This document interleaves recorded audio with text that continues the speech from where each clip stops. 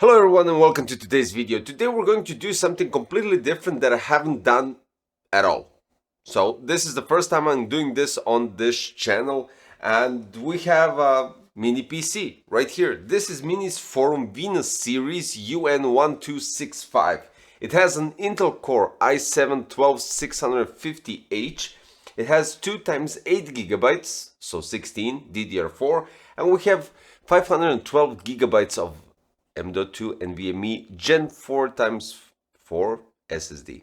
So it's going to be quite interesting when we go into benchmarks, because we're going to do that. And I had to open it. I opened it completely just to check. I didn't get to the cooler part, but that you can find out on their website, and I'm going to go through those details as well. But it surprised me. It honestly did surprise me.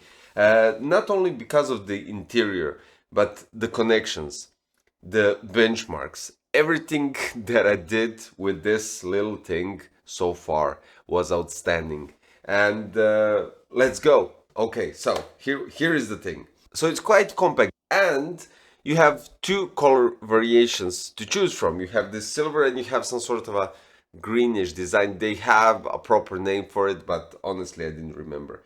Loads of connections on both sides, openings on the left, right, and at the back right here. You have a Kensington lock, since this could be a quite cheap alternative to have it in your office. If for instance you have multiple PCs that are just using too much space, you could go with this. So let's first start with the box content. You get the MINISFORUM UN1265. You get an HDMI cable, quite cool. You get the power cable socket to the adapter. Then of course you get the adapter as well, which is a bit bigger, but there's a solution for that as well, and I'll get to that part quite shortly. And since I mentioned space, you have a bracket for VESA mount, so you can mount it right here from the bottom. You can attach it to these 2 threads right here on the side and place the VESA mount. Quite cool, I do have to say. And it all comes in this small box. With all this that you can see on the table, it's definitely an outstanding package. So currently it goes with the price of $300. The standard price, I think it's $365, or even going close to $400s. But with the specs and everything, and the benchmarks and everything that I did, it's quite outstanding. Now, let's start with the I/O overview. On the front, we have a BIOS reset button, which you have to use something very thin to access it. Then we have a power on button, which has a nice click. I had to do it. Then we have 3.5mm 4-pole connection for your microphone and for your headset or for your speakers. It's all up to you. 2 USB 3.2 generation 2 type A. And then we go at the back. Now listen to this. DC 19 volts jack for your power supply. And here we go to the interesting part. USB 3.2 type C, which is alternate DP and data, and PD. So what you could do is basically connect the USB 3.2 type C to your monitor, and if it has a charge back or anything similar to that, you can charge the mini PC, get the picture on your screen, and do literally everything that you want. Right beneath it we have HDMI port, then we have RJ45 2.5 gigabit Ethernet port, display port, and 2 USB 2.0. Now, don't be shocked with 2 USB 2.0, because they can be used for keyboard and mouse, and that's it. Now, let's start with the details that you need to know when we're talking about some main features. So for the CPU, we have Intel Core i7-12650H. The integrated GPU is UHD graphics for 12th gen. Memory is DDR4 dual channel SODIMMs 2 times 8, and you can choose variety, so you can go with 2 times 8, 2 times 16 gigs, and you can go with 512 gigabytes or 1 terabyte of SSD. Maximum is up to 64 gigs, which is upgradeable, and this is outstanding. We have these ones are on 3200 megahertz, And what I noticed is they are from ADATA, so when I open it, this is what I saw. Now here's a cool thing. With the combination that I got, 16 gigs and 512 gigs of SSD, the SSD is Kingston OMP8 PGP 4512Q. This is PCIe Gen 4. So that's interesting as well. Then we have M.2 2230 Wi-Fi support, so Wi-Fi 6E and Bluetooth 5.2. The antennas are actually connected to the bottom part, which is quite interesting. HDMI 2.0 4K at 60 Hz and DisplayPort 1.4 and USB-C 3.2 4K at 60 Hz, so you can connect up to 3 monitors, which is outstanding. Now, as I stated, we have the Aurora Silver, as I have it right here, and we have the Magical Blue. I needed to state the obvious. So compact size 0.9 liters. When we're talking about heat dissipation, one heat pipe single air fan, which is designed the same way they are designed for laptops. The processor has 10 cores, 6P cores and 4E cores with 16 threads, so you don't have to worry about any problems. I didn't do gaming tests, but what they stated is League of Legends 121 FPS. I think this is more designed for if you want to game on it for casual gaming.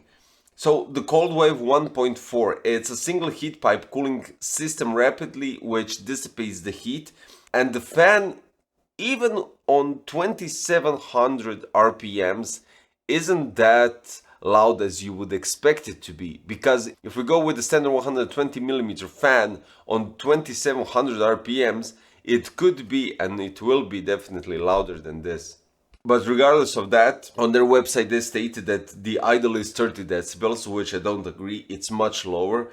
And the full speed is at full load and full speed is 42 to 43 decibels.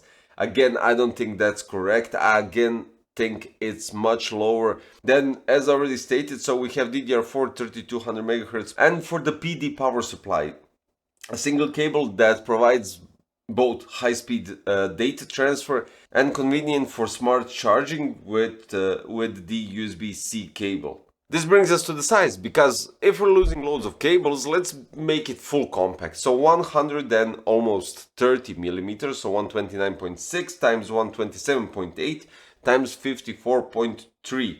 This really means that MINISFORUM UN1265 is outstanding for no cables. The only cable that you need is Type-C connected to your monitor. Now, since I opened it, this is the outstanding part. So you have to remove the legs, the rubber legs. You access 4 screws, pop out the black part right here, the plastic bit. And first I was a bit surprised because I saw the antennas of the Wi-Fi going somewhere here on the sides. Not a problem, of course. What I suggest, doing anything beneath the hood, remove the Wi-Fi card just to have ease of access and that this black cover doesn't dangle around when you're doing anything. You get access to the ADATA DDR4 memories, 3200 MHz, and you get the access to the Kingston M.2 Gen 4 SSD, but here's the cool thing. It has a passive heatsink that is connected and attached with a thermal pad and 2 rubbers that keep the passive cooler on your M.2 SSD, keeping it quite stable because it does prevent it from thermal throttling, and in benchmarks what it showed is that it has a consistency. And then I saw one cable going nowhere, literally nowhere. I take it out, remove the cap, and guess what? You have a slot for 2.5-inch SSD or hard drive, depending on anything. So let's take this into consideration. We have 512 gigabytes of M.2 SSD for your operational system, applications, and all the software, whatever you want to go with. And then you need some storage, right? You have 2.5-inch SSDs, 4 terabyte for $100, euros, whatever. You can find them. Team Group, for instance. You place those 4 terabytes here with the M.2 SSD, DDR4 memory, and this processor, and you have quite nice, very light, very compact PC that you can carry anywhere. The only thing that you need is an additional monitor. But we have portable monitors as well, so that's even an option. Quite outstanding. Now let's go to the benchmarks. It's multi-thread. First, I only went here with 5 tests because this processor is slower than we're used to, so these benchmarks did last a bit longer. The first 2 were 64 degrees and the last 3 were 69 degrees. In most of the benchmarks, it never passed 70. I think only in AIDA 64, yeah, but we'll get to that part. It passed 70 and I'll explain that later. Clock speeds 2793 megahertz, and the benchmarks, I think, for this processor are outstanding, 10,559, and it basically goes around that. I think the average was 10,575.80, that's it. Single score 50 degrees Celsius, 4689 megahertz, and the score was 1774. Corona 1.3, the same clock speed. Time to render was 2 minutes and 12 seconds. The thermals were 68, and the rays per second 3.6 million. So yeah, it's much weaker than some processors, but then we're taking into consideration that this is actually a laptop processor and not a full-grown desktop processor. Indigo benchmark, CPU in bedroom 1.231 million samples per second, supercard 3.265 million samples per second, iGPU, so integrated graphic card, 1.255 million samples per second, and supercar 3.962 million samples per second. I wanted to test the SSD as well because it's quite interesting to have a Gen 4x4 here, so I had to do it. The Kingston SSD in AS SSD, read speeds 3672.67 megabytes per second, write speeds 2882.32 megabytes per second. And then we go to Autodisk benchmark, where I mentioned that the cooling, the passive cooler on the M.2 SSD gives some sort of a stability while benchmarking or data transfer, right? So it had a consistency of read speeds at 6.51 gigabytes per second, while the write speeds at 6.06 gigabytes per second. The only difference what I saw in AS SSD was that the speeds went up and down by 0.01 gigabyte per second, which is outstanding. Crystal Disk Mark, read speeds 4783.20 megabytes per second, while the write speed 3514.07 megabytes per second. AIDA 64 cache and system memory. Read speeds 50,537 megabytes per second, write speeds 47,310 megabytes per second, copy 47,274 megabytes per second, latency is 78.8 nanoseconds, and the CL is 15. These are the results for ADATA 3200 megahertz, 2 times 8 gigabytes.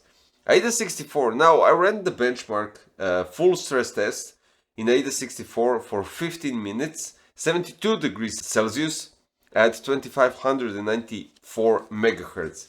I think I gave you loads of information about this. It's quite easy to access it, to upgrade it. You can upgrade the storage, you can upgrade the memory modules, give it more breathing room while browsing or working or multitasking in your workflow and everything else. So yeah. So for the conclusion on the MINISFORUM Venus series UN1265, this is an outstanding portable mini PC. I mean, all mini PCs are most likely portable, but it's really small, it's really compact, 0.9 liters in volume, loads of connections, loads of ports to connect your USB drives, triple monitor connection, full RJ45 for your Ethernet, or wireless and Bluetooth, which you could do as well. I have no words for this. I'm quite surprised that this is so good. And of course, if you're looking for something like this, this is definitely something interesting. They do have loads of other mini PCs, which you can check on their website, of course. And I'll link everything below, including the UN1265. And what I was surprised, I got Windows 11 Pro on it. So guys, this is quite outstanding. For $300, I don't think there's anything better than this. I would rather grab this than an actual laptop. So yeah, this is quite cool. I'll link everything in the description below so you can check out MINISFORUM UN1265, which I definitely suggest you do check it out. So guys, if you noticed my channel because of this video, Don't forget to subscribe because more cool content will definitely be coming. Hit the like button and click the notification bell so you don't miss any future content. That's the whole point of the story. Thanks for watching. See you very soon, guys. Bye bye.